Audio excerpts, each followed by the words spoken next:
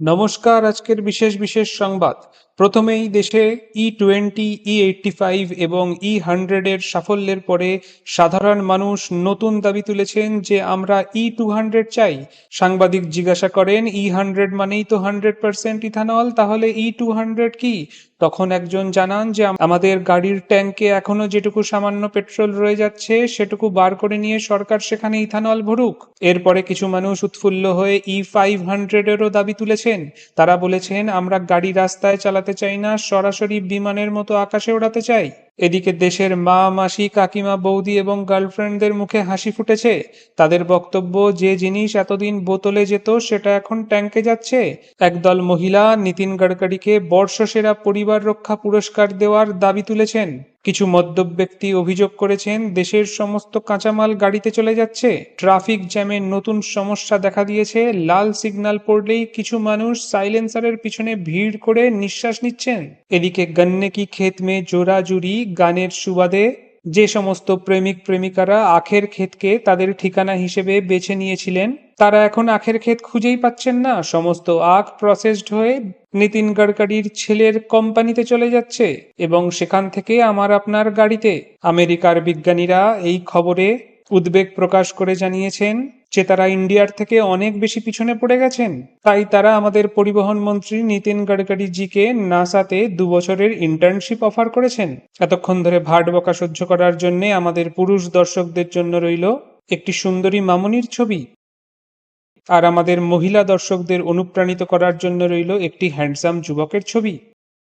Pause করে আপনারা দেখে নেবেন। এখন চলি নেক্সট খবরে। ভারতে টেলিগ্রাম সাময়িকভাবে ব্লক বা রেস্ট্রিক্ট করা হয়েছে নিট ইউজি 2026-এর রি এক্সামের আগে। এরপর টেলিগ্রামের সিইও পাভেল ডিউরভ ভারত সরকারের প্রতি গভীর কৃতজ্ঞতা প্রকাশ করেছেন। তিনি বলেন টেলিগ্রাম বন্ধ করার সিদ্ধান্ত পুরোপুরি ঠিক। তিনি আরো বলেন আগামীকাল যদি বৃষ্টি কম হয় তাহলে টেলিগ্রাম বন্ধ করুন, যদি ট্রাফিক জ্যাম হয় তাহলেও টেলিগ্রাম বন্ধ করুন, যদি কোনো ব্রিজ ভেঙে পড়ে তাহলেও টেলিগ্রাম বন্ধ করুন। টেলিগ্রাম কর্তৃপক্ষ ভারতের কাছে অনুরোধ করেছেন আমাদের বছরে অন্তত 4 বার ব্যান করা হোক, এতে আমাদের ব্র্যান্ড ভ্যালু বাড়বে। এই ঘটনার পরে ফেসবুক, ইনস্টাগ্রাম, টুইটার সবাই একটি নতুন ফিচার বার করেছে। ফিচারের নাম ব্লেম মি মোড। দেশের যে কোনো সমস্যার দায় যাতে স্বয়ংক্রিয়ভাবে সোশ্যাল মিডিয়া প্ল্যাটফর্মগুলোর ওপর আসে, তার জন্যই এই ব্যবস্থা। সবশেষে পাভেল ডিউরভ বলেন আগামীকাল যদি আপনার ঠিকঠাক পটি না হয় তাহলেও তার জন্য আমাকে ব্লেম করতে পারেন, আমি খুশি হব। এখন একটি ছোট্ট স্পন্সর বার্তা। এই ভিডিওটিকে স্পন্সর করছেন বাবা এন্টারপ্রাইজ। আপনার জীবনে যদি কোনো সমস্যা থাকে, ইন্টারনেট স্লো, টাকা চাই, পরীক্ষায় কম নম্বর, রোদ বেশি, বৃষ্টি কম, পেট্রোলের দাম বেশি, গার্লফ্রেন্ড রিপ্লাই দিচ্ছে না, তাহলে আজই যোগাযোগ করুন বাবা এন্টারপ্রাইজে। ভারতীয় বাবাদের মতোই বাবা এন্টারপ্রাইজের কর্মীরা প্রথমে আপনার সমস্যা শুনবেন এবং তারপর সেটাকে সমাধান না করে আপনার ওপর চেঁচাবেন। আপনি কোনো ভুল করলে আপনাকে বলবেন আমি তো আগেই বলেছিলাম, এবং আপনি টাকা চাইলে আপনাকে 45 মিনিটের জীবন দর্শন দেবেন।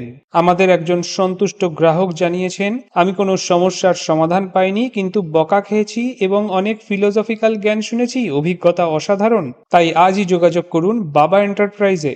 এবারে আসি আবহাওয়ার সংবাদে। দেশের চলমান হিটওয়েভে সাধারণ মানুষ প্রচন্ড খুশি। তারা অসংখ্য সুবিধার কথা আমাদের সামনে তুলে ধরেছেন।